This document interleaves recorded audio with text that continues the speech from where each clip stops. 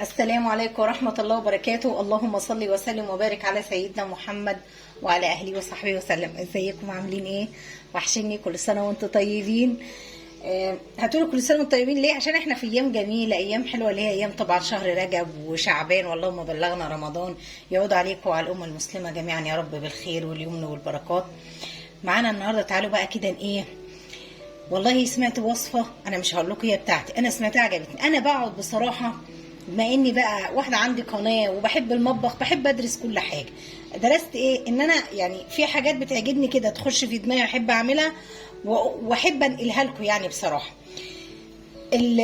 القرص اللي هي بتبقى اللي هي بتبقى في المطعم اللي بيحطوا فيها الطعميه، طبعا دي بقت غاليه جدا. عشان تجيبوا سندوتش الطعميه من القرصه دي ولا 9 جنيه النهارده بقى. والغلا يقول لك عشان القرصه، الغلا بقى مش في الطعميه، ده في القرصه. طب ما تيجي نعملها، وخاصة انهم مسمين قرص المنوفية، يعني مسمين القرص دي قرص المنوفية. انا لما لقيت اليوتيوبر اللي هي بتعرض دي، هي من مصر اصلا، بتقول لك يا جمال قرص المنوفية بالطعمية، فقلت الله، يبقى احنا من المنوفية وما نعملهاش. يلا خشوا معانا على المقادير، ما تنسوناش في اللايك واشتراك في القناه وتفعلوا الجرس ليوصلكم كل فيديوهاتنا الجديده من مطبخ سلو. معايا كده مبدئيا بسم الله ونصلي على الرسول عليه الصلاه والسلام.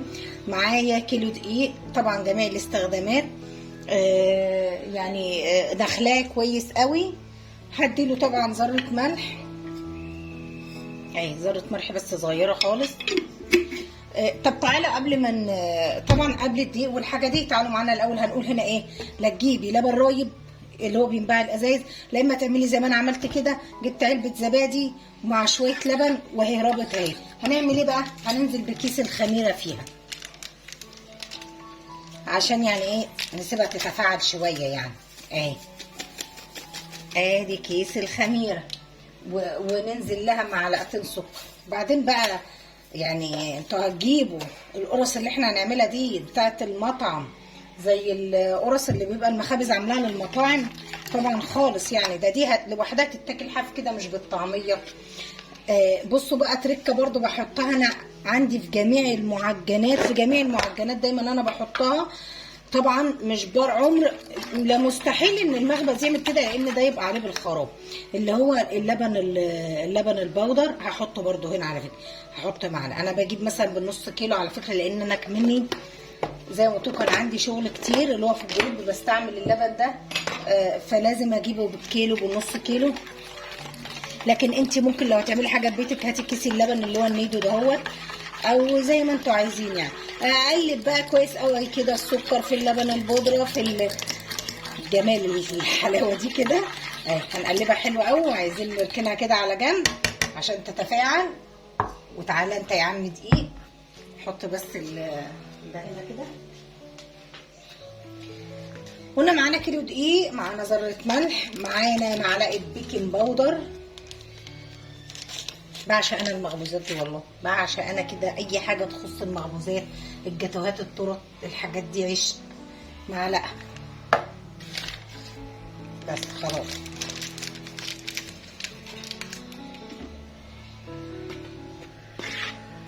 هنقلب كله كده في قلب بعضه.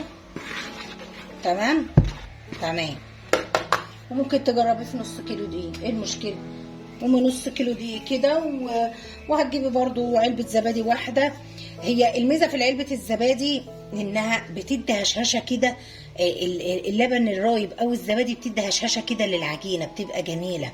مع اللبن البودره بتوديها حته تانية. طبعا معايا كوبايه ميه دافيه. تعالوا بقى ننزل كده نعمل فحره حلوه كده اهوت، ونقوم ايه نازلين. بصوا بقى، عشان انا الخميره عارفه، انا جايبه منها باكت يعني ومجربه منها وعارفه ان هي ما شاء الله حلوه، فانا هنزل يعني انا مجربه الباكتات دي. هننزل بيها طبعا كده اهو، وهنزل برده بالميه. الميه يعني ايه؟ يعني كوبايه من اللي هي بتيجي 250 مللي، اللي هي ايه، مج الشاي ده كده على فكره. واللبن بعلبه الزبادي برده انا مقيماهم مج الشاي، يعني حطيت علبه الزبادي فيها وقمت ايه مكملاها باللبن. تمام. العجينه عايزينها تبقى معانا ايه، حلوه كده، طريه ولمساء كده جميله زيكم كده. اهو كل حاجه غليت وولعت. والله بجيب باكت الخميره اللي هو الكبير اللي على بعضه ده، فين ياما كنت بجيبه 17 و18 وبعدين 20 وبعدين 25. قلنا يا ده غالي. افوجئ قال ايه، اروح اسال عليه ديك النهار، قال يقولوا لي بقى ب 75 جنيه. يا نهار ابيض، 75 جنيه باكت الخميره. ربنا يعين كل يا رب المصريين يا رب كده. بس انا قصدي بص اقول لكم على حاجه برضو، حتى لو الحاجه ده هي غليت انتوا كده كده بتجيبوها مفيش غنى عنها، فبدل ما تجيبيها بقى من المخبز، والمخبز بقى بص الحاجه كمنها غاليه غصب عنه الاخر عشان يكسب، والعمال اللي عنده اللي شغالين واجره المحل والمكان غصب عنه هيحط الطاقه 3. طب ما احنا نعملها ببيتنا واثقين من نظافتنا وحاجه حلوه، وتضيفي الاضافات اللي تخليها لك مسكر. انا دلوقتي وحياه ربنا لما نتزنق كده مره والواد ينزل يجيب 5 جنيه فينو من تحت، اولا الرغيف الفينو بقى فيه بجنيه وفيه ب2 جنيه، ويجي كده تبصوا مش حلو خالص والله العظيم. 3 ما بيرضوا ياكلوه بقوم محمصاه وعاملاه بصمام. طب ليه بقى؟ طب ما انت تقدري تعمليه وياكلوه اكل كده نص كيلو دقيق، كيلو دقيق، قومي كده في الشتاء ده هو بقى واعملي ريحه الخبيز الجميله كده في مطبخك. ما تقولوش ان انا رغايه، مش برغي، انا بحكي مع اخواتي معاكم يعني، فايه كلنا اسره كده مع بعضينا. طبعا هديها كمان شويه ميه، انا عايزاها برضو طريه يعني مش عايزينها تبقى يابسه. وبرضو عشان ما اطولش عليكم وتزهقوا مني، انا ايه هكملها عجين وارجع لكم تاني اوريكم القوام النهائي. تنسوناش في اللايك. ورجعت لكم تاني. طبعا بعد ما خلصتها حطيت فيها ايه يجي 3 معالق زيت ذره، 3 معالق. المهم ان يكون زيت حلو ملوش اي ريحه يعني ولا غطا عشان القرصه تطلع معاكم حلوه. شايفين بقى العجينه ما شاء الله اهي، شايفين العجينه ما شاء الله ما شاء الله جميله جدا اهو. انا قلت اوريها لكم قبل ايه ما اغسل ايدي، والله العظيم ما شاء الله جميله يعني زي الفل اهي. طبعا هغطيها هتاخد لها يجي ساعه او ساعه الا ربع عشان بس احنا في الشتاء. هغطيها بالمفرش السيليكون ده مفيطه واغطيها حلو، وبعدين نرجع مع بعض ايه بعد ما شايفين اهي. انا بقول لكم شايفين الجمال والطعامه اهي، عجينه جميله جدا. ونرجع تاني مع بعض. ورجعت لكم تاني بعد ما العجينه ما شاء الله زي ما انتم شايفين خمرت اهي. اولا اي معجنات يا جماعه مش عايزين المرحله الاولانيه نخليها تخمر الخميره اللي هي الجامده. ليه؟ ده احسن لما يعني احنا لما بنخليها تخمر بس مش قوي، لان لسه بتخمر في مرحله تانية بتدي نتيجه احسن. طبعا بدل ما هننزل بالبوكس هوريكم قد ايه. شايفين ما شاء الله اهي، شايفين عامله ازاي اهي. دي تبقى ايه ما شاء الله عليها كده اهي. هنبتدي نعمل ايه. شايفين العجينه والله العظيم ما شاء الله ما شاء الله، العجينه زي العسل طريه. انا عايزه اوريها لكم بس اهي، طريه وجميله جميله والله ما شاء الله على ملمسها. هنبتدي اعملها بقى كده اهي زي ما انتم شايفين كده. ممكن بقى اللي ما تعرفش تدورها قوي هوريكم هتدورها ازاي عشان تيجي مدوره بالظبط. انا هوريكم حاجه ثواني.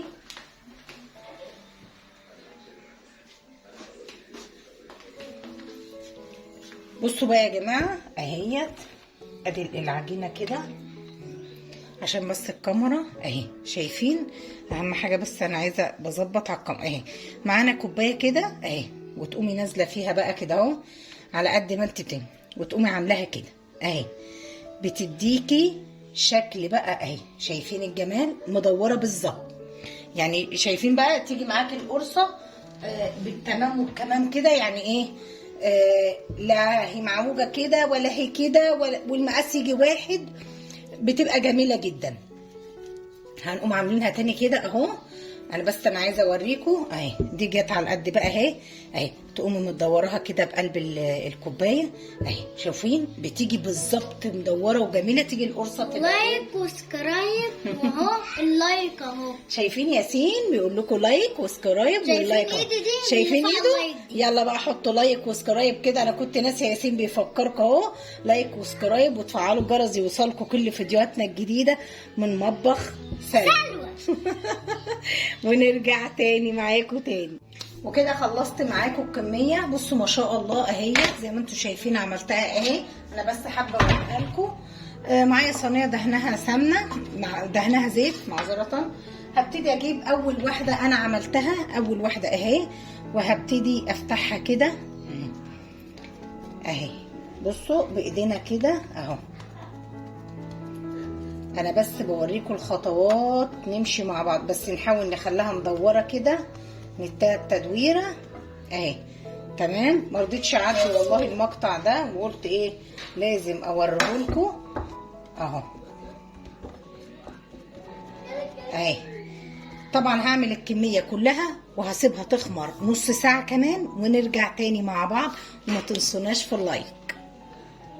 رجعت لكم تاني بعد ما خبزنا الجمال والطعامه ده. شايفين هي دي القرص بتاعت المطاعم اهي اهي. شايفين اللي بيبيعوا لنا القرصه بقد كده، واحنا عملناها ايه والله. هي يا دوبك انا عملت كيلو دقيق، ممكن تعملي نص كيلو دقيق. لا حطينا بيض ولا حطينا سمنه ولا حطينا اي حاجه، معلقتين زيت ونص كوبايه اللبن وبس. تعالوا بقى نعمل لها سندوتشات كده بقى. سكينه معانا كده اهو. تعالى نقطعها بقى كده. هي اصلا المفروض انها بتبقى بالطعميه، بس بقى ايه انا عشان العيال مرضوش ينزلوا يجيبوا لي طعميه قلت انا عايزه السكينه حاميه. قلت بقى ايه اعمل انا مثلا بطاطس بقى مهروسه وبيض وكده يعني، ونمشي يعني الحلقه. وياسين بيقول لكم لايك وسكرايب. وياسين بيقول لكم لايك وسكرايب. ها سمعتوا بقى كلام ياسين؟ افرحي يا نوره يا بقى انت بياسين بقى.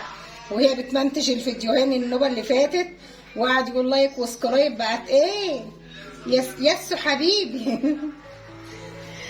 اهو هقطعها. انا عماله بفتح فيهم اهو. بصوا بقى هحشيهم بقى عشان بس ما اطولش عليكم الفيديو، وارجع تاني اوريكم الشكل النهائي. وما تنسوناش في لايك وجربوها ومش هتندموا. لسه لينا راجعه تاني. ورجعت لكم تاني بعد ما خلصنا. شايفين الجمال اهو. شايفين عملنا احلى سندوتشات. شوفوا السندوتش من ده بره بينباع بقد ايه. طبعا انا هو بالطعميه، طبعا بالطعميه اللي بالسلطه وخيال، بس انا دلوقتي بالليل والعيال مش راضيين ينزلوا يجيبوا. سلقت بيضه وعملت بطاطس مهروسه والجرجير والطماطم الجميله دي عملناها كده، وبطاطس كنت محمراها عملت لهم. اتعشوا فطروا والله العظيم. لو هتجيبوا السندوتشات دي، وانا عندي ما شاء الله والله العظيم الكيلو ما شاء الله. انا عندي صينيه ملانه لسه تاني قرص من دي، يعني ممكن يقعدوا يومين 3 ياكلوا فيها. تجيبي بقى انت تعملي بيض، تعملي طعميه، تعملي اللي انت عايزاه اكنك جبتي المحل. وطبعا النهارده السندوتش الناس كلها بتشتكي على الفيس بان السندوتش وصل ل 10 جنيه و9 جنيه. احنا عملناه في البيت، عملناها باقل التكاليف. فيا جماعه دعموني كده باللايك وكومنتاتكم الحلوه. يوم في حاجات كتير عندي نفسي اعملها لكم، بس انتوا شجعوني كده اما الاقي القناه كده يعني بتتفاعل وتعملوا لايك وكومنتات وحاجات الحلوه دي. ان شاء الله داخل علينا رمضان اعمل لكم تفريزات وحاجات كتير جميله وحاجات كتير على قد الايد، عشان انا عارفه الوقت اللي احنا فيه وقت صعب، فعايزين حاجات اكلات اقتصاديه جدا وفي نفس الوقت تكون حلوه. فان شاء الله ان شاء الله دعمونا انتوا كده بس، وانا ان شاء الله هقدم لكم احسن حاجه. ما تنسوناش في لايك واشتراك في القناه وتفعلوا الجرس ليوصلكم كل فيديوهاتنا الجديده من مطبخ سلوى. السلام عليكم ورحمه الله وبركاته.